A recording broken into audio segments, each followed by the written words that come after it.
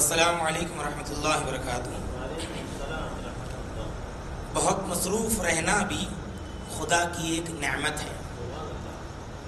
بہت مصروف رہنا بھی خدا کی ایک نعمت ہے۔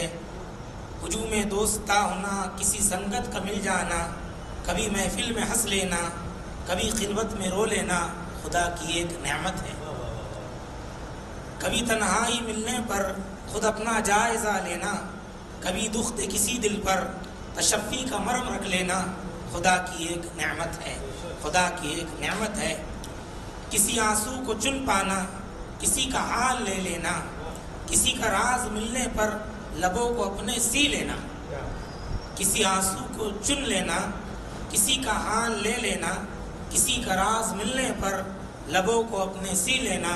خدا کی ایک نعمت ہے۔ خدا کی ایک نعمت ہے۔ کسی بچے کو چھو لینا،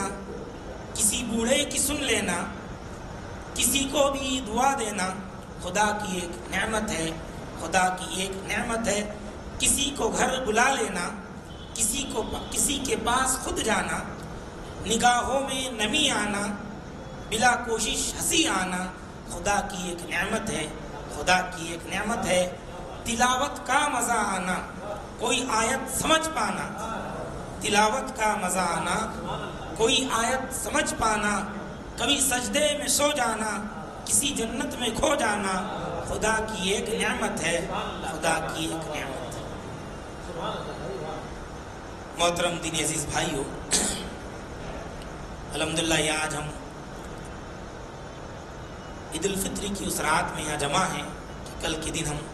اللہ کی کبریائی بیان کریں گے، اس کا شکر ادا کریں گے۔ قرآن مجید میں اللہ کا فرمان ہے وَلِتُكَبِّرُوا اللَّهَ عَلَى مَا هَدَاكُمْ وَلَعَلَّكُمْ تَشْكُرُونَ۔ قرآن مجید کے نزول کے بعد، رمضان کے روزوں کی فرضیت کے بعد، اللہ تبارک تعالیٰ نے کہا ہے کہ وہ دن جو خوشی کا عید الفطر کا دن ہے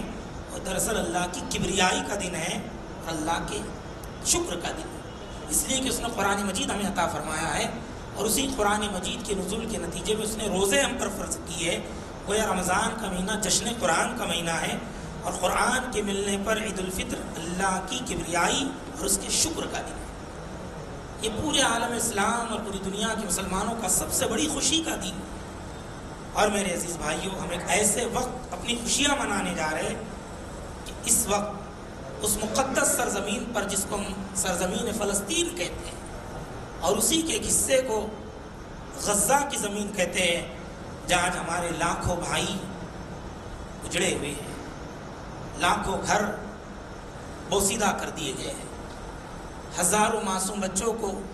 ظالم یہودیوں نے شہید کر دیا ہے، ہزاروں مائیں اور بہنیں بیوہ ہو چکی ہیں۔ اور اس وقت دنیا میں جو ظلم اور بربریت اور انسانیت کے قتل کا جو ننگا ناچ سرزمین غزہ میں دنیا کے خدا کے دشمنوں کی طرف سے ناچا جا رہا ہے، ایک طرف خوشی ہے اور ایک طرف دل بھی ٹوٹے ہوئے ہیں۔ تو اس موقع پر جب ہم اللہ کی کبریائی اور اس کا شکر ادا کریں گے، اپنی خوشیوں میں رمضان کا ایک پیغام یہ بھی ہے کہ اپنے مظلوم بھائیوں کو یاد رکھیں، ہمدردی اور غمگساری اپنے دل کے اندر پیدا کریں، اور یہ تصور رکھیں بقول ایک مفکر اسلام کہ جب 1966 میں اسی سرزمین اقصیٰ پر یہ ظلم و ستم دہرایا گیا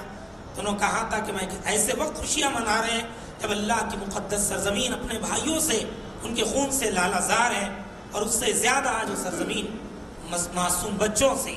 بوڑھوں اور عورتوں سے پھر لالہزار ہے۔ پوری امت مسلمہ خوشیاں منا رہی ہے، لیکن ساتھ ہی ساتھ ہماری اپنی ملی، اخلاقی اور دینی ذمہ داری ہے کہ ان مظلوم بھائیوں کے درد اور کسب کو ہم یاد رکھیں۔ نبی مکرم صلی اللہ علیہ وسلم نے ارشاد فرمایا کہ امت ایک جسم کی مانند ہے، اس کے جسم کے کسی حصے کو تکلیف پہنچتی ہے، سارا جسم اس کسب کو محسوس کرتا ہے۔ اپنی خوشیوں میں ان مظلوموں کو نہ بھولیں، اپنی خوشیوں کے موقع پر مسجد اقصیٰ کو نہ بھولیں، اس مقدس سرزمین کو نہ بھولیں جس کی طرف نبی مکرم صلی اللہ علیہ وسلم نے 17 مہینے چہرہ انور کر کر نماز پڑھی ہے، جہاں سے معراج کا سفر آپ کا شروع ہوا ہے۔ وہ مقدس سرزمین جس پر آپ صلی اللہ علیہ وسلم نے انبیاء کی امامت کی ہے، وہ مقدس سرزمین جو انبیاء کا مسکن اور مدفن ہے، جہاں ہزار انبیاء علیہ السلام نے اللہ کے دین کی اقامت کا فریضہ انجام دیا ہے، آج وہ سرزمین دشمنوں کے قبضے میں ہے، باطل کے قبضے میں ہے، اور اسی سرزمین کی بقا کے لیے اللہ کے گھر کی بازیابی کے لیے، اس کو آباد اور آزاد کرنے کے لیے یہ جیالے خدا کے دین کے شمع رسالت کے پروانے پوری امت مسلمہ کی طرف سے فرض کفایہ ادا کر رہے ہیں۔ لہٰذا ہمارا اپنا اخلاقی فریضہ ہے اپنے ان بھائیوں کو اپنی دعاؤں میں یاد رکھیں، اور ساتھ ہی میں ان پر جو ظلم کر رہے ہیں اور زیادتی کر رہے ہیں اور ان معصوم بچوں کی جانوں سے کھیل رہے ہیں، وہ اس سرزمین پر موجودہ زمانے میں بدترین لوگ ہیں۔ ان کی وہ اشیاء، وہ چیزیں جو ہمارے زیر استعمال ہیں، ان کے مشروبات، ان کا بائیکاٹ کیجیے، انہیں قطعاً استعمال نہ کیجیے، انہیں استعمال کر کر خدا کے دشمنوں کو مدد فراہم نہ کیجیے۔ اس درد اور کثرت کا ایک پیغام یہ بھی ہے کہ ہم خدا کے دشمنوں کی اشیاء کا، ان کی چیزوں کا بائیکاٹ کریں، یہ بھی ہمارا اخلاق کی فریضہ ہے۔ لہٰذا میرے عزیز بھائیوں، اس موقع پر ہم اللہ کا شکر ادا کریں، اس کی کبریائی ادا کریں، اس چیز کو بھی یاد رکھیں، اور یہ کہ جیسے رمضان ہم نے گزارے ہیں، بعد از رمضان بھی یہی نماز و روزوں کا اہتمام، تلاوت قرآن کا اہتمام، مسجدوں کو آباد کرنے کا اہتمام، اللہ کی راہ میں مال خرچ کرنے کا اہتمام، امت کے حاجت مند، ضرورت مند، مسکین اور بیوہ اور ضرورت مندوں پر جو ہم نے اللہ کی رضا کے لیے مال خرچ کیا ہے، یہی کیفیات ہم بعد میں بھی باقی رکھیں۔ اللہ تعالیٰ سے دعا ہے کہ رب کریم ہم سب کی مغفرت کا سامان اس ماہ مبارک کو بیان فرما دے، ہم سب کی جنت میں جانے کا ذریعہ سے بنا دے، ہماری عبادات کو اللہ تعالیٰ قبول فرمائے، پوری امت مسلمہ کے اندر اللہ اتحاد و اتفاق پیدا فرمائے، امت کو نیک اور صالح حکمراں عطا فرمائے، اللہ ذلت، مسکنت اور رسوائی سے ہم سب کی حفاظت فرمائے، اللہ پوری امت کو عزت والی، عروج والی زندگی نصیب فرمائے۔ آخر دعوانا الحمدللہ۔